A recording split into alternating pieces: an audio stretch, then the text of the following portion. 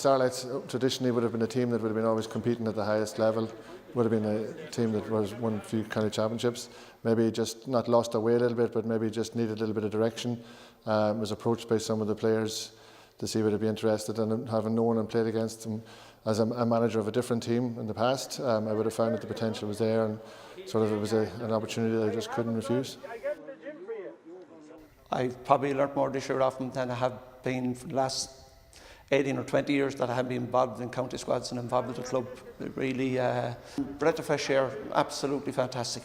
He's doing, he could take over probably the county team if he was asked in the morning, I'd say, because he really professional approach, and all the lads really have great time and great respect for him, and each training session it's not boring.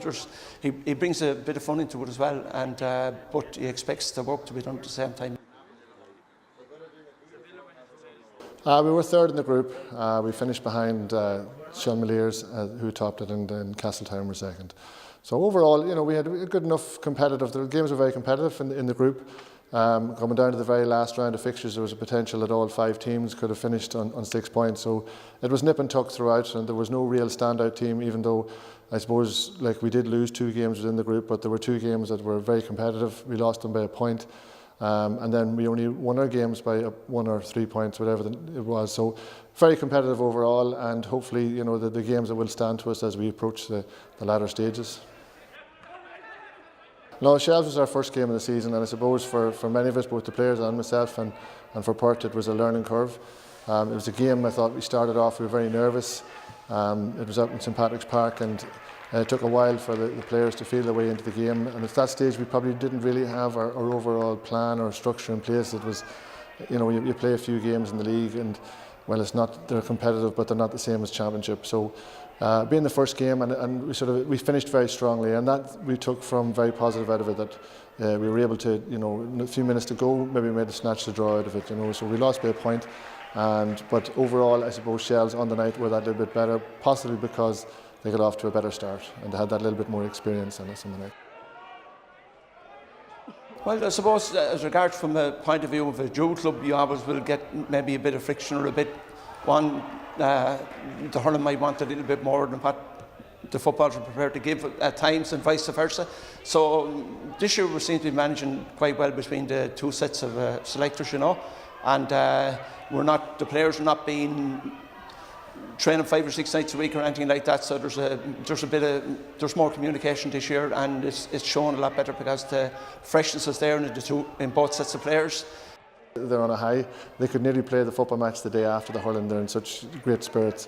Yeah, there's always a few little niggles that fellas will show up to it, and they're a little bit stiff and a little bit sore, but hopefully come Sunday, and I think the closer we get to the game, you'll probably find that they'll iron themselves out.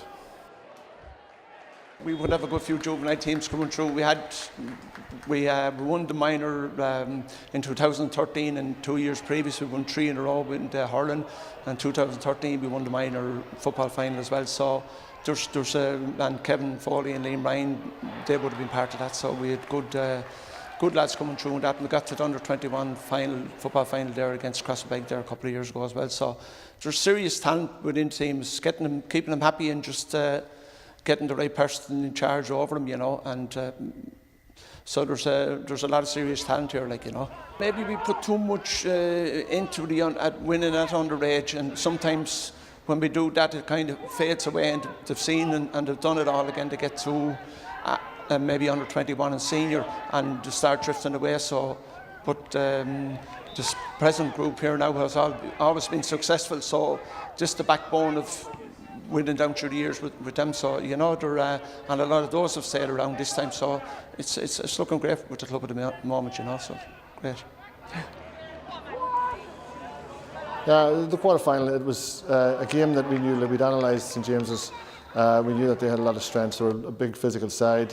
They're able to use the ball quite well, but you know, we've got into the groove at that stage of a pattern of play that we wanted the players to get accustomed to. And it was just one of those games where we got off to a great start. And, you know, bar the first 15 minutes where we probably dictated the play, we got the scores early on.